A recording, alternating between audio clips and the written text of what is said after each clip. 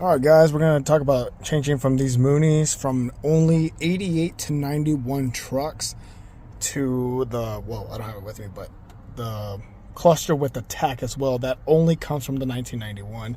If you want to do this, I did start recording when I was already, as you can see, already into the job. But all I've done is create that little notch with a this one right there, with a reciprocating tool.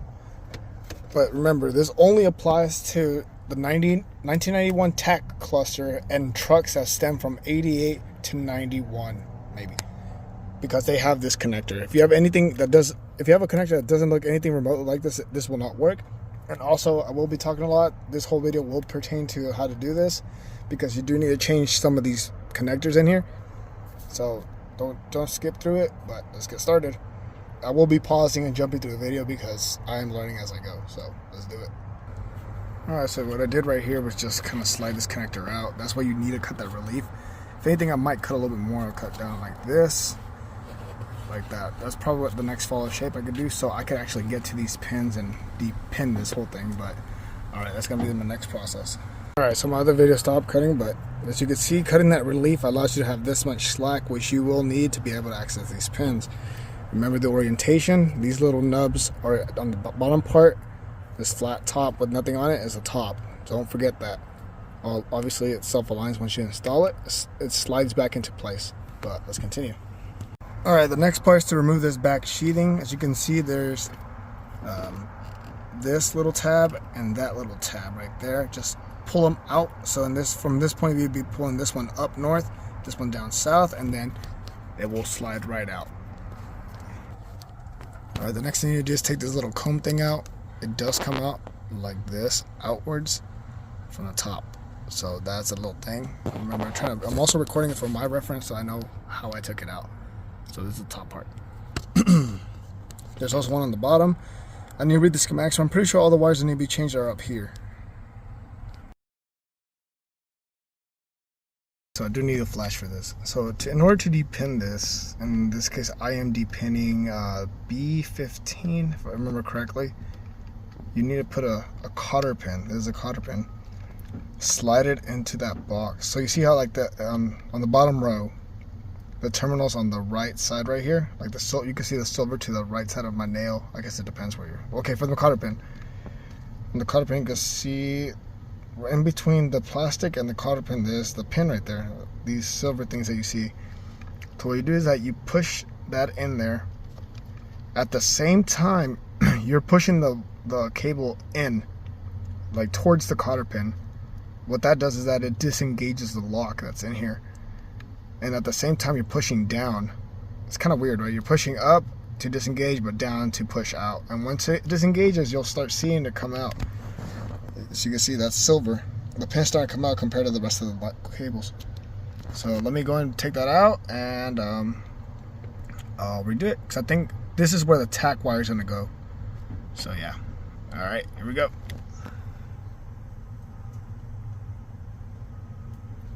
The pin comes out, it should look like this. As you can see, when you press the cotter pin in there, it disengages that locking tab. I don't know if you can make it out. It's kind of hard to point, but it's right there. It depresses it and it lets you slide it out. So this wire is actually going to be repositioned elsewhere, but I'll show later. Alright, in the spirit of keeping a clean install, it did call for me to install a tach wire. So what I did is that I had an extra gauge, not extra gauge, extra wire set from another truck we parted out. And I took out I found a part of the connector where it was another same, I guess, fitting. So what I'm gonna do is that I'm gonna install that in here. That way it mates perfectly into this connector like it normally would. And then just splice the other end of my tach onto it. I already had a tach in here. That's why this wire's already ran. But otherwise you have to run a wire into the TBI and connect it to the ignition coil. That way you get a tach reading. But I already have that there, so all I have to do is splice and connect. All right, let's do it. All right, so the harness is repinned. It's a little difficult to explain, but where this black wire is, that's B15. the original wire from B15 got moved to 14, 13, 12, 11, B11, this black and white cable. So the one that took where this wire was, which is spot B15, that's where the new tack wire got inserted. So recapping, B15, which is the originally black and white cable, got moved to B11, or right next to the light blue one, and the one that took its place was the tack wire. On the top row, which is the A series, all you had to do was scoot this pink and light blue wires, these two, you had to move them a spot over. So if I remember correctly, A11 took the A10, and A10 took A9. So it's kind of a pain to remove these two, but that's where they're at. So 1, 2, 3, 4, the empty space, 5, 6, 7, 8, 9. That pink and black cable goes to A9. Light blue goes to A10. Originally, the pink and black was at A10, and the light blue was at A11. So there's only about three cables. There's 3 cables you need to move, and 1 you need to add. Now, I do want you to notice that you see this one right here, the third one. So bottom left, 1, 2, 3. This third one right here, you see how it's kind of like in the middle? You don't want that. You want them to be all against the side where they correspond. So I need to go back and just kind of push on it to the right to get it flush. Because when you put those pins back in, you might bend a pin or anything like that. You need to just smoothly glide in there. Now, to put it back in, all you have to do is insert, slide. But before you do all that, you have to make sure that these little white guys are on and this cap on. So I'm going to go ahead and do that. I'm going to fix that, install, and then I'll show you the next picture. All right. Sorry. So now you see how it's back in place. Boom, clicked in place. You want the little nub to click back in there. As mentioned before, you want the tabs on this thing to click back in, and it just slides back in. I want to reiterate that this is a 1988 Chevy, so it may be different with an 1989, 1990, 1991. There's different wires. I really encourage that you look in the forums just to double check. But see right here, I can't talk right now.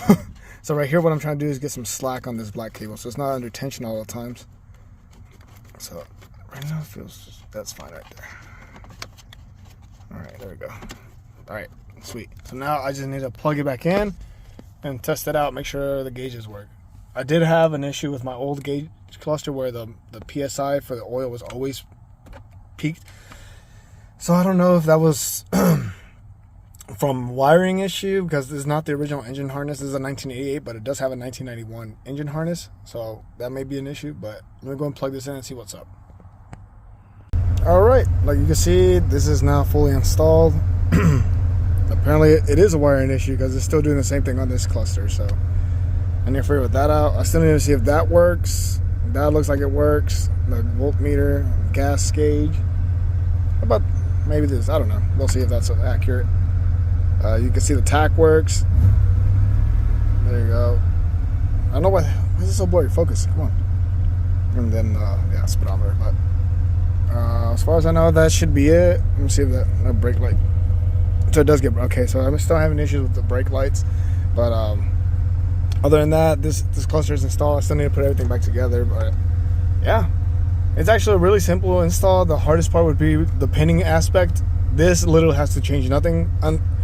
Actually, take that back. The only thing you have to change on this is when you calibrate it for when you get on the road. So I have no idea if this is going to be accurate to what I'm spinning.